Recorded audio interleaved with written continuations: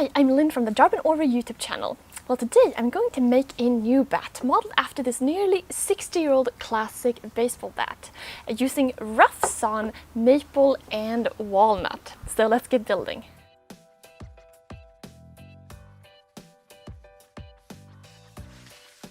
Well, it all starts with the wood, of course. So I'm looking over the walnut and the maple and marking out the good sections for the bat, giving myself a little extra room.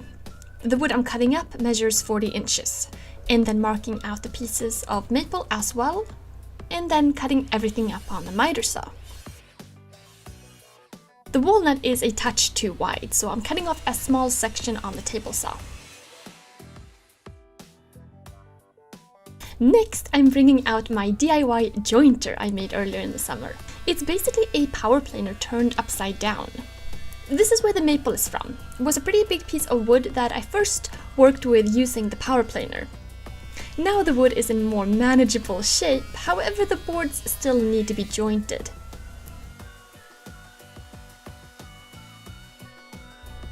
And then working the walnut as well, which is in pretty rough shape.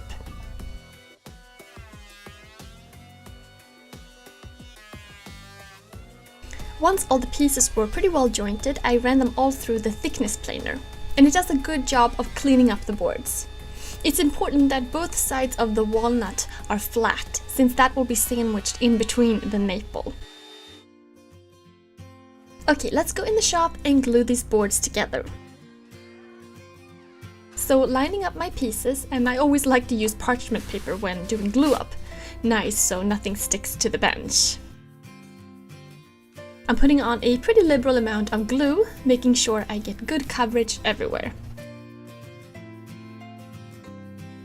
And then we just need a lot of clamps. Let it dry and remove later in the evening. So now when the boards are glued up, I'm running them through the jointer again to clean up the edge.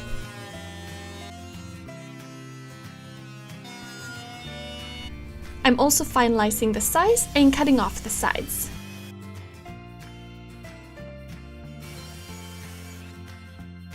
Now it's time to make this a block, so I cut off the one side here a little at a time.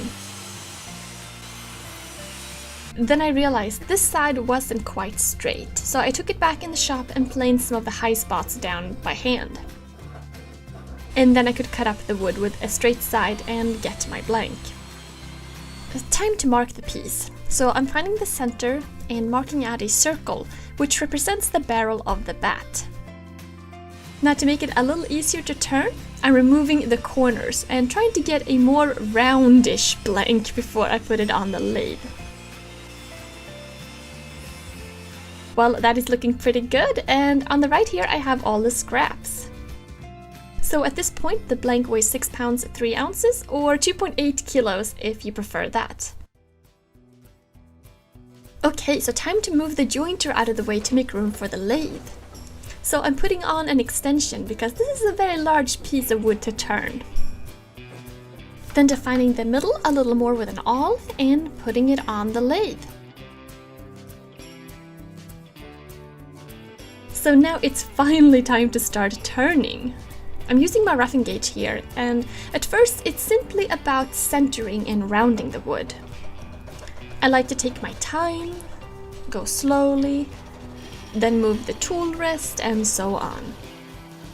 It takes a while to get it round, and it's always deceiving with the lathe because you think you're at a round point when it's spinning, but then you stop it and you still have edges. Okay, so I'm getting there. It's getting round, and I'm working here on getting the entire piece the width of the widest piece on the bat. And then checking how smooth it is at this point, and it looks pretty good. So new day, let's mark out exactly how wide the knob should be. So finding the diameter and marking it out on the blank. So now I start with bringing the one side down to that measurement.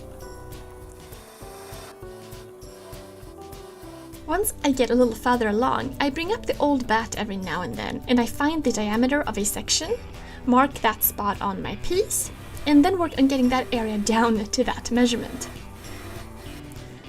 I mean, it's really just a slow process of marking, bringing the wood down in between different sections. I try to roughly work with one section at a time. The most annoying part to turn is the thin section in the middle, because there's a lot of vibration, because there isn't a whole lot of support there. So I try to take it really slow and not take too much off at a time. Initially I had started the lathe on the slowest speed because this is a really big piece, but now I'm bringing up the speed slightly by adjusting it here, and then continuing to work my way up. I have changed the tool here now from the roughing gauge to the carbide tools, and I'm using a square as well as a round tip. Working on the knob here, rounding the corner. Now, once I had a shape I was pretty pleased with, I decided to move on to sanding and really smoothen out any tiny bumps that way. So I started with 80 grit, did that for quite a while, and then moved up to 220, and then 320. I think a baseball bat needs a marking, so here we go. Also, while it's still on the lathe, I'm finishing it with some tung oil wax polish to smoothen it out and really bring the color out. I love finishing pieces on the lathe, it's so cool. And it's super smooth. Then to remove, I'm just using a Japanese saw, cutting all around almost all the way through on both ends, and then taking it off the lathe and just cutting off that last piece. And it looks good. So cool to make a baseball bat. Of course, to make sure I don't confuse my bat with any other Wonder Girls out there, I thought a little labeling would be nice.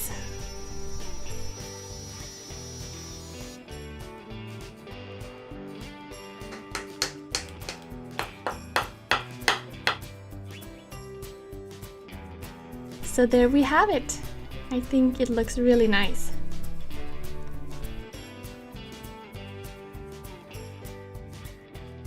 So this is why it's fun making your own stuff. I mean, I just love the way it came out. So I modeled this bat off this old Mickey Mantle bat from the late 50s. And it's very similar in terms of shape and size, so that is really cool. Of course, mine is made with walnut and maple, which looks very different and really awesome. The final dimensions of this one turned out to be 34 inches, and it weighs just a little over 32 ounces. So yeah, really love the way it came out. Such a fun project. My name is Lynn. Don't forget to check out my YouTube channel Darbin Orvar, where you can find lots more projects. Thank you guys so much for watching, and I'll see you soon.